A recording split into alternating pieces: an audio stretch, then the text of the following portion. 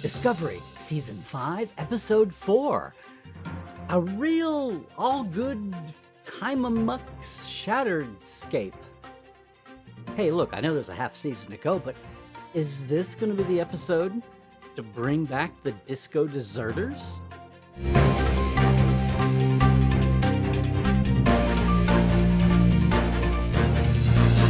Hey, it is Dr. Trek, Larry Nemecek, coming at you here from the heart of Trekland and letting the dust settle just a bit on all the recent Trek headlines.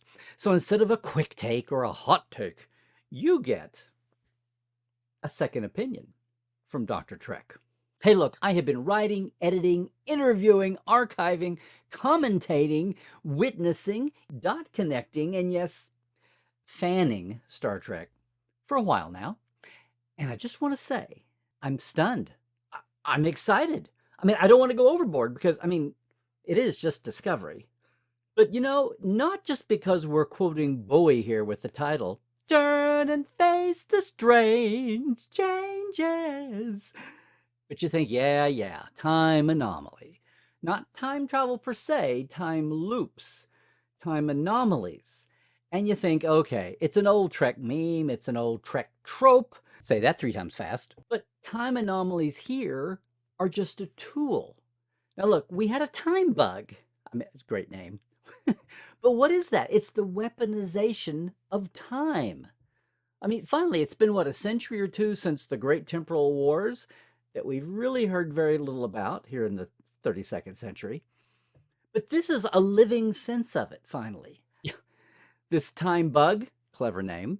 No, I almost feel like it should be a time needle, because I feel like it's stitched together all these disparate parts of Discovery that have just been laying around for 5 years. The blue tops and the not, the 23rd century and the 32nd.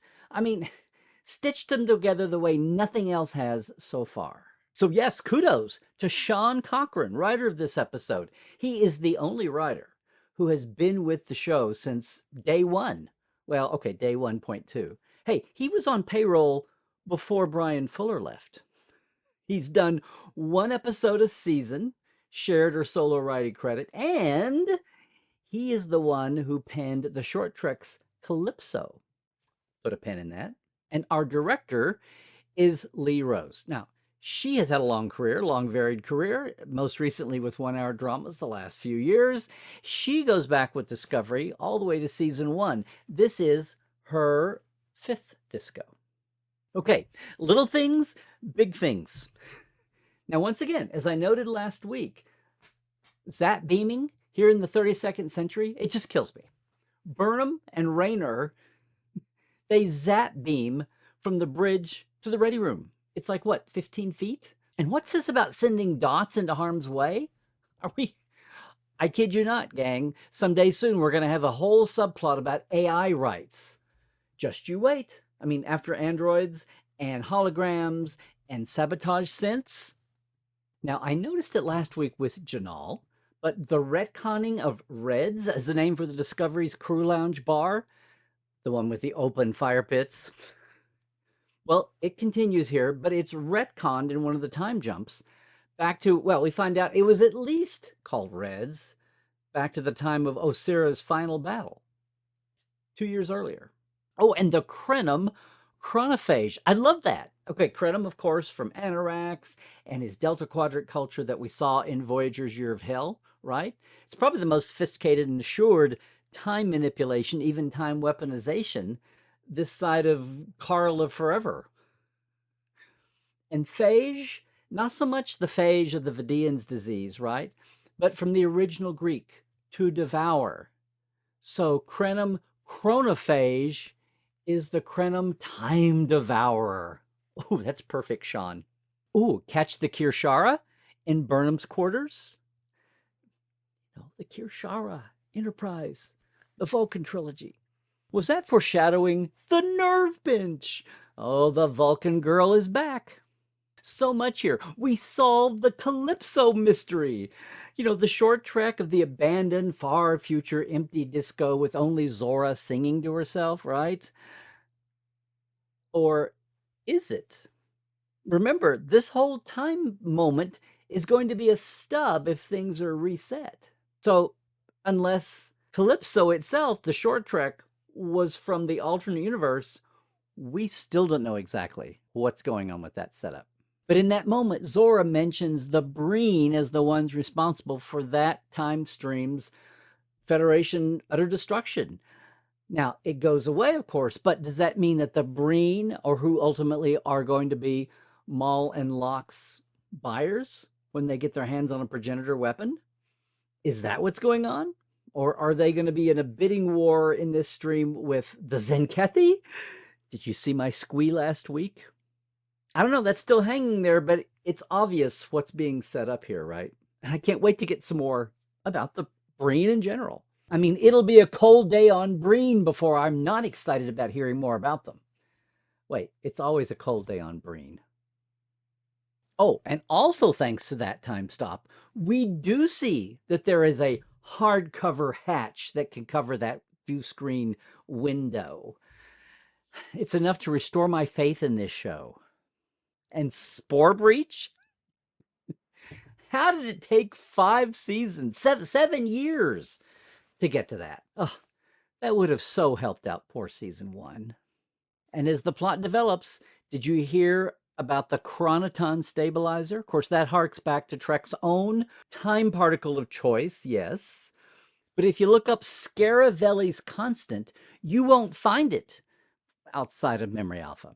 That's because Sean Cochran, the writer, named it, this high IQ temporal mechanics breakthrough, for his old friend Chuck Scaravelli, back home from Cleveland and Fordham U, who is, and I quote, horrible at math and probably knows less about time travel than anybody ever.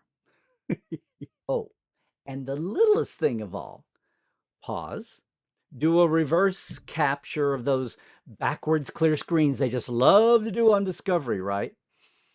Flip around and check this moment while they're figuring out the time jumps. Look at the warp speed of the time loop in the moment.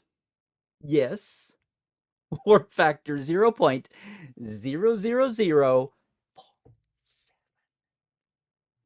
But I do have some questions. Okay, so the poison on the alien arms dealer's gold press latinum, was that automatic? Was that preset? I mean, there was no out in case he didn't double cross them?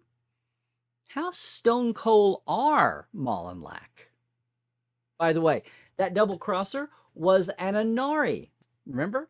The folks who were at war with the Kralor in Voyager's episode Nightingale, back in the Delta Quadrant.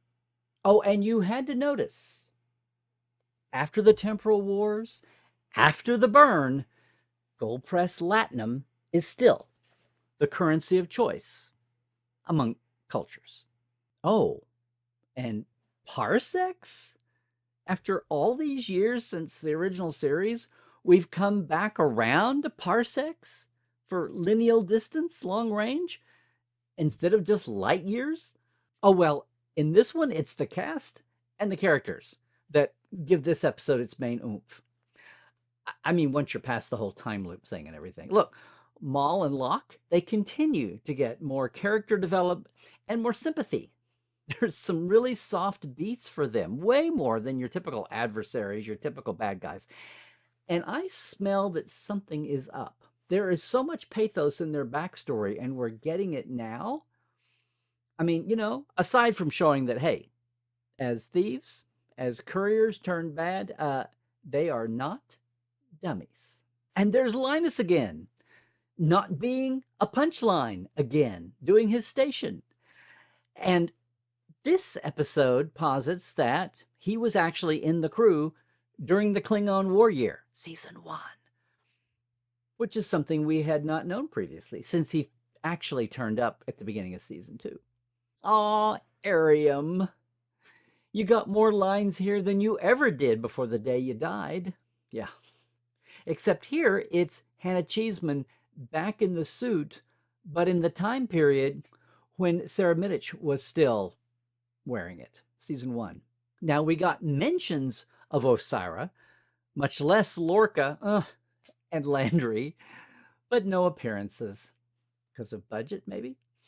But we did get Ronnie Rowe Jr. back as Bryce, and that is such a visual timestamp for that moment. And Reese is second officer. Was he also second officer under Saru? Well, it's great to see him in both uniforms. And his first name is pronounced Gen. Can I have a gif of that?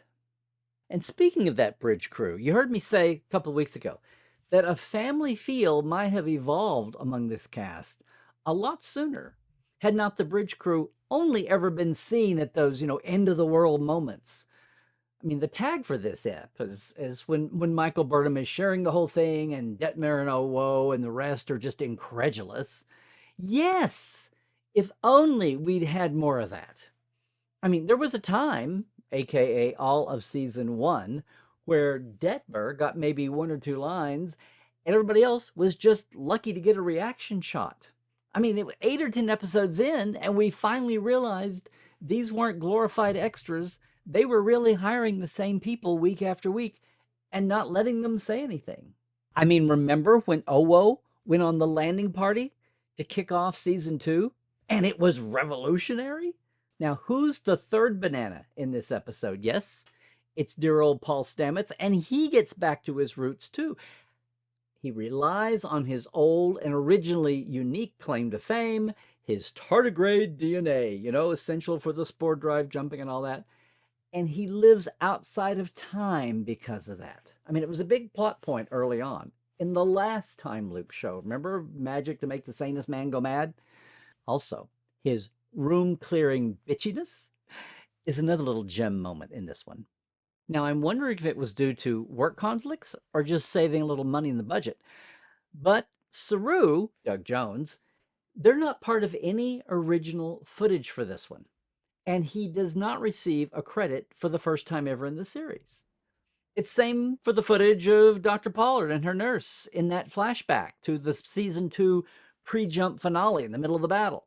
But they are credited. So I guess that's why Rayner had to go see Dr. Culber to get his arm fixed, not Dr. Pollard. And speaking of the new guy, Rayner does start to lose some rough edges here. I mean, there's nothing like fighting in the trenches together, finally, putting in the time to do that, and admitting that he lost family. I mean, really, they managed to kind of de-cardboard some of his cutout villainness. But let's hope he doesn't go too milquetoast, too soon, too fast, right? And lose some of that meta-parallel anti-disco fandom sentiment out there representing that philosophy. It's good. It's always a good dramatic tension to have with the woo-woo of disco versus the harder edge that he and all the disco dissers kind of represent. It's really kind of fascinating when you think about it. But finally, oh, Michael. This is another showpiece for Sonequa. Now, of course, the split screen moment with modern Michael and first season Michael, that really brings it home. But look, it all works, and it does make us think. It makes us think about how far she has come, how far the series has come. I mean, what it really does, again, is make this show's crazy journey almost cohesive. But let me get back to Michael for a second. What a thinker. I mean, even the emo-wounded, blue-unied Michael, right, the younger version, she actually realizes what's going on. And to have a character with enough wherewithal and awareness to say, if things go the way you expect, I won't remember you anyway. And to give up their position, that's amazing. And it nails it at the same time for anybody in the audience who is still confused about paradoxes and outcomes, and kind of clarifies it. Okay, overall, I kid a lot, but this really has been the second episode where I jaw dropped out loud. It's a shattered, I said. I mean, it was fractured local space on Voyager. This is not quite the same play. It's a time weapon, obviously. Or it's like All Good Things on steroids. Or even that temporal fracture that was so wonderfully structured and diagrammed for us on Prodigy's time amok. Now, by my count, it looks like they were occupying 6 different time points, 4 before the jump to the 32nd century, first 2 seasons, and 2 after, including the 30 years in the future.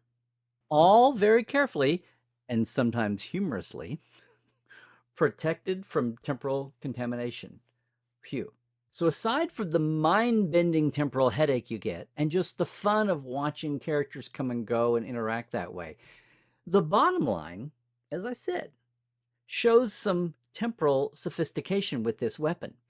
It shows why the temporal wars were so fearful. And it shows, finally, we get a hint of what they were about. But the bottom line, sure, it's fun to have the time loops, get a headache from that aspect of it all. It's fun to see the characters that we've known and stitching the show together.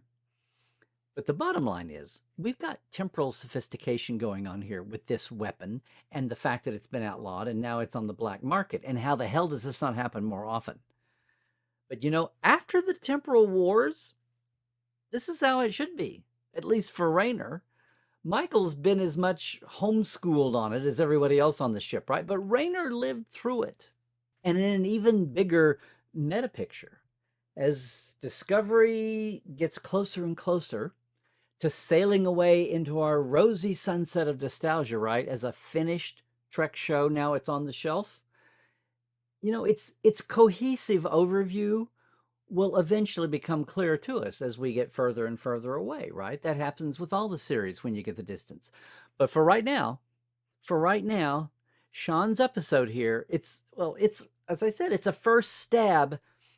I mean, at this series that we kid about being an all new format every year, every season, but it's an early stab at trying to give it some cohesion. I was just astounded at how this one episode finally made all the flailing parts of Discovery finally seem like a unified whole. We finally got a single point of view from a person that had been there from the beginning and treated it like these were all real things that all really happened to real people.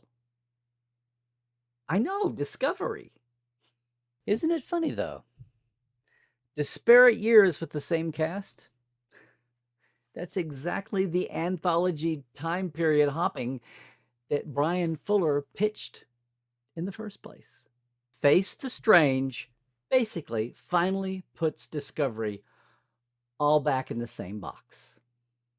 Oh, one more thing. When Burnham explains to her incredulous earlier self how she rose to the rank of captain, what does she say? I never gave up. And did anyone else out there silently yell to yourself, I never surrendered?